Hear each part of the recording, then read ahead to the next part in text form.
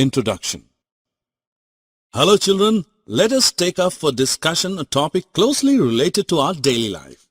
Your mother prepares poha for you and spices it up with green chilies. And you simply don't like green chilies. What will you do?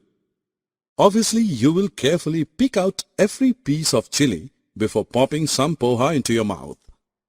A similar exercise is done by your mother when she is preparing to cook food for the family.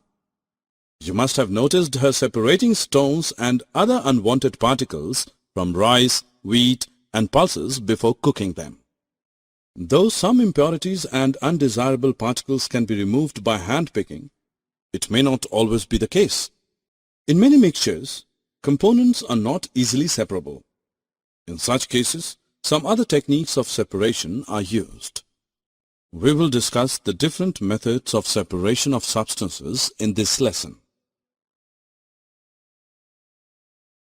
Most of the things that we use in our daily life are in the form of mixtures. Not every component of a mixture is useful.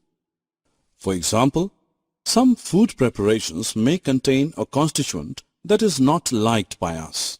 We remove it to make the food item suit our taste. So, one reason for separation is removal of undesirable components. Similarly, we find stones, mites, etc. in rice, wheat, pulses, etc.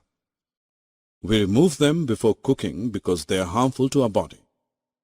So, the second reason for separation is removal of harmful components. When we churn milk, curd, we get two different but extremely useful products, butter and buttermilk.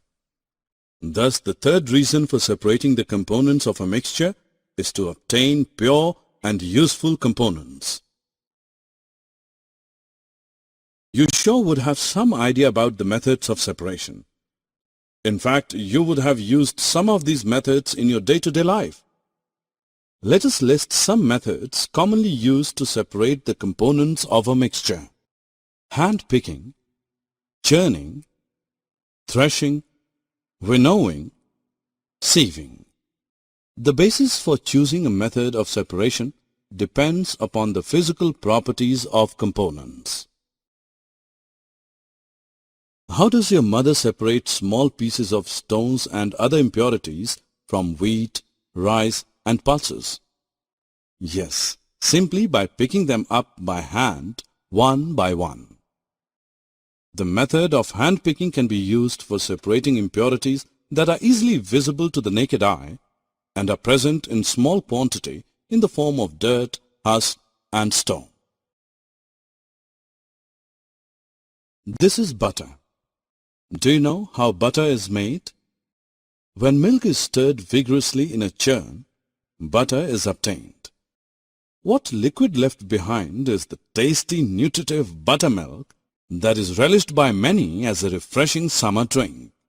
Do you see that two useful components emerge from a mixture when this method of separation is employed? You must have seen bundles of wheat or paddy stalks lying in fields after harvest.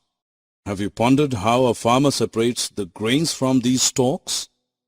Once the wheat or paddy crop is harvested, the farmer ties the stalks together to form bundles.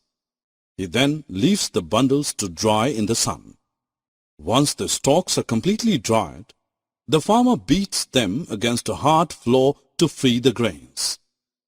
This process of separating grains from stalks is known as threshing. Bullocks, oxen, and machines known as threshers are also used for this purpose. During your numerous train trips down your countryside, you would have noticed women standing at a height, shaking a basket held over their heads continuously. They are separating the grain from the husk by simply allowing the wind to blow away the husk and other lighter impurities. The heavier grain falls down on the ground in a heap.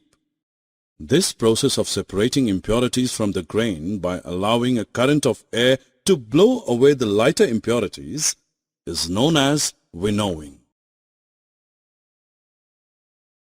Children, have you seen how your mother removes bran and other impurities from flour? They separate the coarse bran from the fine flour with the help of a sieve. This technique of using a sieve to separate the solid components of different sizes in a mixture is known as sieving. In this method, the mixture is placed on the sieve and shaken. The smaller particles pass through the holes of the sieve to the container placed below and are thus separated from the bigger particles that are retained in the sieve. Summary. Let us summarize what we have learned. The separation of the components of a mixture is done to remove undesirable and harmful components and to obtain pure and useful components.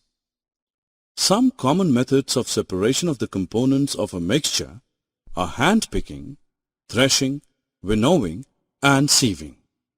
Hand picking is the method used to separate impurities visible to the naked eye and present in small quantity.